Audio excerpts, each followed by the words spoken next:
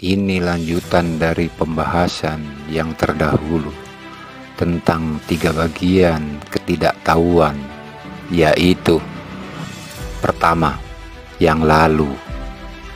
Sudah sering kita lupakan karena dibangun istilah-istilah yang lalu biarlah berlalu, padahal masa lalu adalah suatu yang harus kita kenali atau kita tahu.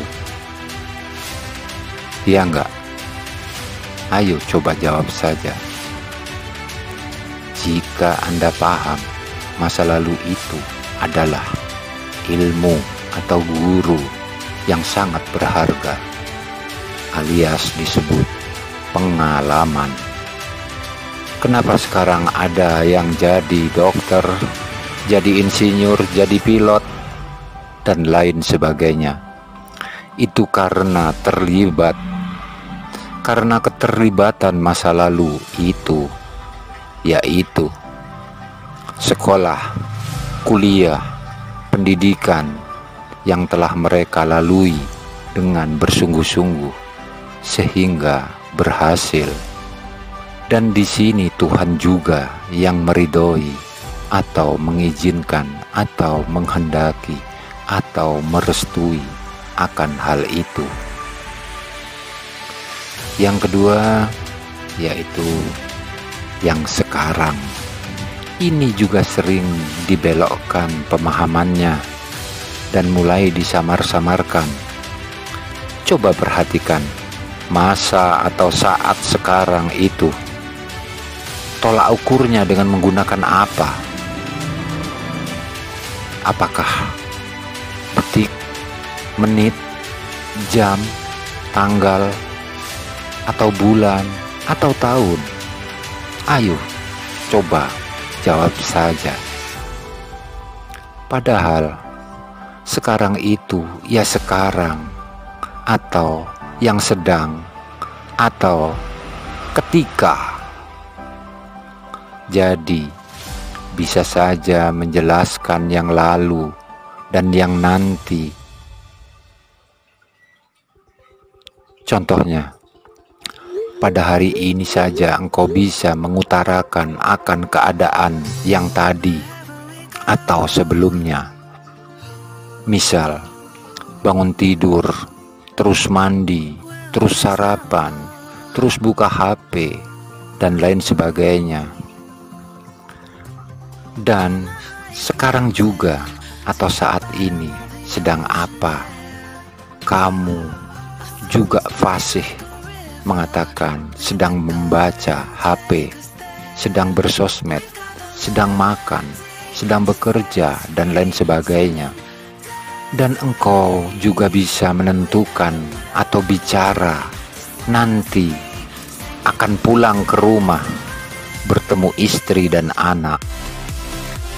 Atau engkau katakan besok akan ada rapat, nanti mobilku selesai diservis, atau nanti masakan itu akan hangus atau akan matang, dan lain sebagainya.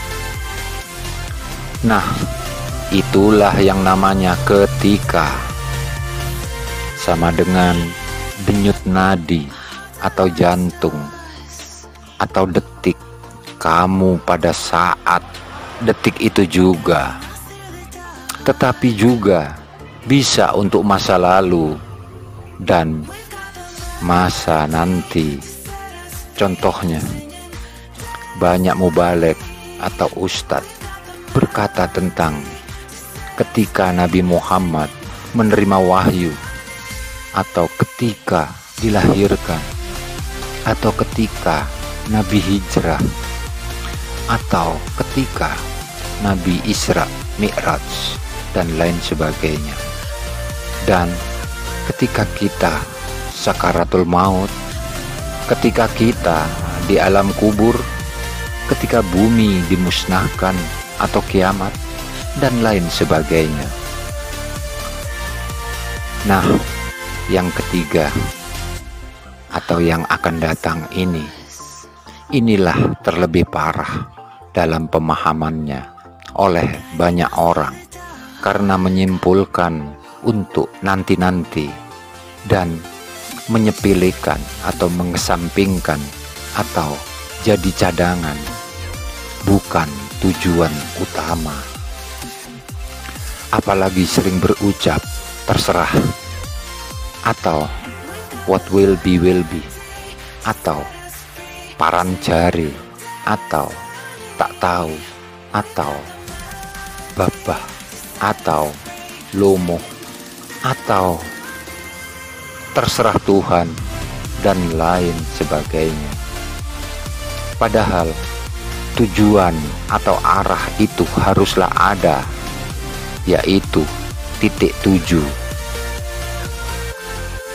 Kalau masalah hasil akhirnya, ya mesti karena Tuhan, yaitu ridho atau izin atau restu atau berkat dari Tuhan, yaitu Allah Subhanahu wa ta'ala. Maka dari itu ketahuilah olehmu, lalu, sekarang, dan nanti. Sebab Tuhan itu ada sejak dahulu, sekarang, dan nanti. Man arafa nafsahu faqad arafa rabbahu.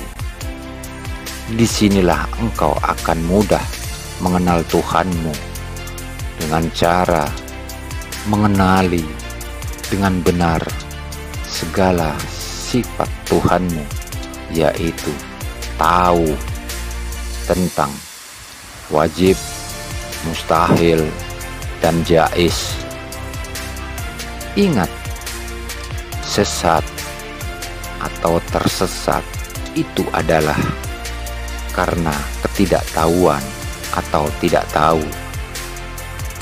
Maka ketahui olehmu, carilah kebenaran akan Tuhan, agama, keyakinan, atau dirimu itu dengan Quran atau kitab, dan bacalah, analisa, dan pahamilah, dan temukan itu sendiri, bukan dari atau oleh karena sosmed, oleh karena guru atau ustadz atau kiai atau teman yang mengajari atau mendiktemu akan kebenaran itu. Jika zaman Nabi, kita wajib membenarkan segala kabarnya karena beliau Nabi atau Rasulullah yang terpilih untuk memberikan kabar kebenaran itu. Bayangkan jika kita salah dalam memilih guru atau ustadz, apalah jadinya? Maka ketahui olehmu agar kamu menjadi tahu, dan Tuhan akan memberi petunjuk padamu atau pada kita, dan sekaligus kita jadi punya arah dan tujuan di dalam hidup. Selalu bersyukur dan berusaha akan jadi lebih bermakna, bukan mengintili atau mengoreksi kerjaan atau tugas orang lain melulu, tetapi introspeksi atau mengoreksi tentang diri sendiri sebagai anugerah dari Tuhan Jalla wa Ajja, yakni Allah Subhanahu wa ta'ala, dan kita sebagai hambanya. Mohon maaf atas segala salah atau khilaf dari tulisan saya ini yang mungkin ada dalam hal ini, sebab saya hanyalah fakir yang dhaif yang sesuai dengan pernyataan Nabi Allah Musa alaihi salam dan pengakuan Rasulullah Muhammad sallallahu alaihi wasallam tentang kita, kamu dan aku, sebagai umat beliau yang doif. Semoga ini bisa dimaklumi dan bermanfaat. Amin ya rabbal alamin ya arhamar rahimin. Wassalamualaikum warahmatullahi wabarakatuh. Saya Rustam Ma'aji, hamba hanyalah fakir yang doif. Terima kasih.